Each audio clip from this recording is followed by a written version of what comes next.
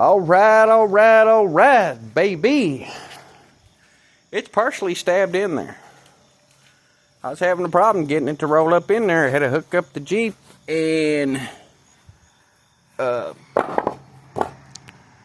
do some with that. It's fighting us a little bit. Looks like the exhaust is hitting. So we're going to have to take that exhaust loose right there. That oil thing's up to the front, but it's level with that whole motor plate. You know, that whole motor plate's level with the oil pan. I looked at it. We got our motor mount on, you know, the bolted one. The other one on the other side, I have to work on it a little bit more.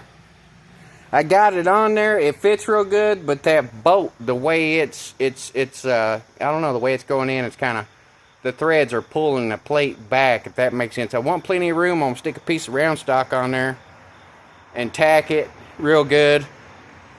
And then I'll unbolt it. You know, all them diesel swaps I see all the time, you know, all they got's 2 bolts. You know, it's not a big deal. That exhaust, I got to get that exhaust unbolted. And then I'm going to try to get the bell housing bolted up and see what it's going to be on the motor mounts. That one, we can finesse it. This plate on the back, I still got to make a plate for that. But I want to make sure that that thing will go down in there. You know, with that exhaust, now we know we got to unbolt that exhaust piece. And make sure that oil pan's going to be good enough, or if we got to lift up the transmission with a piece to hopefully get enough room. I don't want it to be too much of a hassle. I'm not going to cut a bunch of stuff. I don't want to do that. I think it'll go in there. It'll be tight, though. You know, it'll be pretty tight. That exhaust is holding us back. Pretty hardcore, I might add.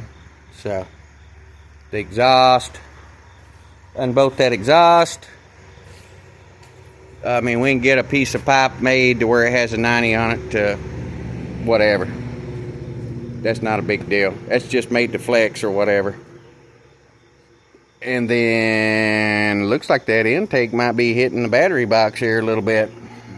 I don't know, a little. We'll knock the dust off that a little bit. That little Ecotech 22.